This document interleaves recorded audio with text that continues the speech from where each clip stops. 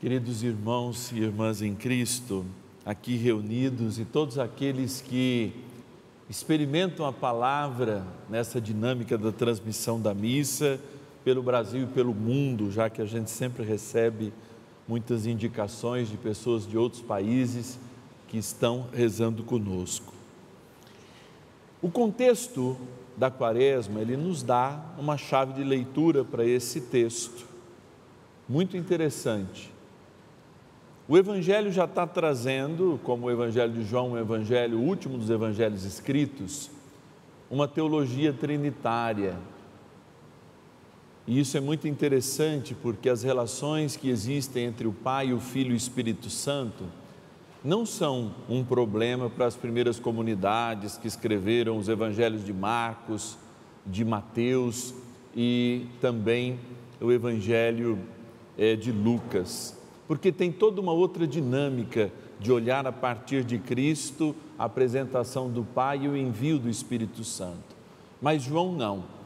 João ele está dando conta de propostas que vêm abalar a fé cristã, gnósticas, como a gente chama, e ele vai tentando criar esses laços práticos entre a lembrança da vida prática de Jesus e o que ele falou, e aquilo que de fato ele realiza e realiza desde toda a eternidade, como a gente chama na economia da Trindade. A gente fica na frente do seminarista, não tem jeito de falar de Trindade, né? Isto posto, eu mergulho no tema da liturgia de hoje, que além de falar desse aspecto, fala também de um amor por Deus, e falando desse aspecto também fala desse amor. A maior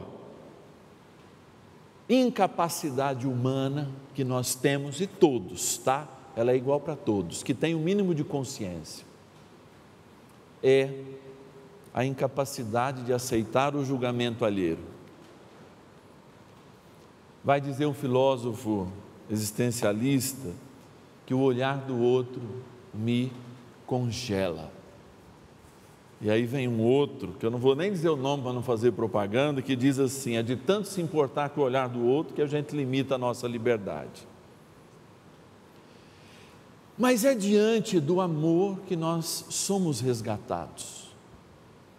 E eu me lembro da minha infância para tratar a primeira leitura e o tema de hoje.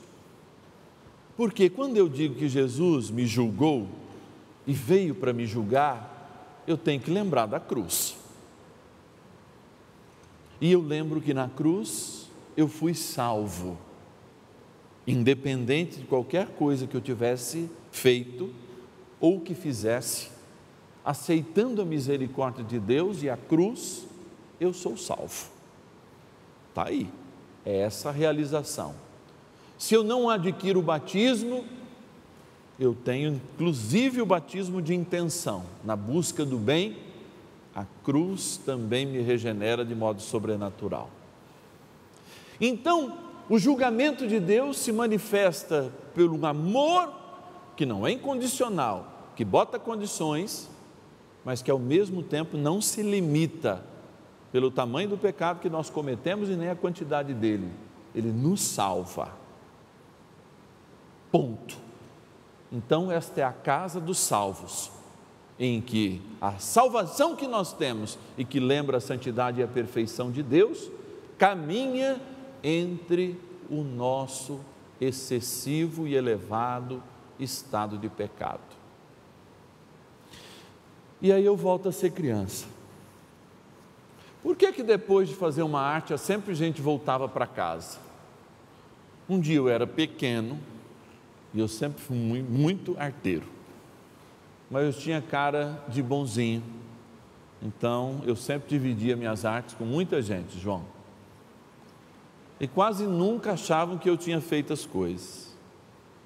Certa vez eu morava de pequeno numa cidade chamada Pedra Preta, aí no sul do Mato Grosso, terceira cidade do Mato Grosso, ali no sul, quando vai pela 364, e a gente estava numa propriedade rural, e tudo estava tão propício a pegar fogo, que eu pensei, antes que eles botem fogo, vou eu botar fogo, porque era comum, eu já sou um senhorzinho de 46 anos, então eu tinha lá os meus 6, 7 anos, juntei todos os meus coleguinhas e falei assim, vou botar fogo, porque eles vão botar mesmo.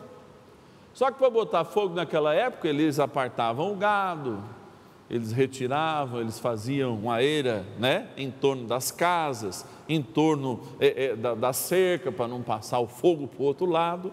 Mas a minha ideia foi boa, eu falei, eu vou pôr o fogo primeiro. E de repente, estava pegando fogo, já tinha até acabado a energia, porque queimou até os fios. E eu, o que eu fiz? Corri, eu fui para o meio do mato. Eu e a minha turma de sapecas, não é? Que tiveram uma boa intenção, só estavam na hora errada, não é? Que a hora, né, antes se usava, todo mundo aqui que tem mais de 40 anos lembra das queimadas, né, que ajudavam a terra, etc. e tal. Hoje é proibido, hoje tem como equilibrar a terra por outros meios. E aí eu me lembro que num certo momento eu disse assim, mas gente, nossos pais nos amam, eles no máximo vão nos castigar, vamos voltar.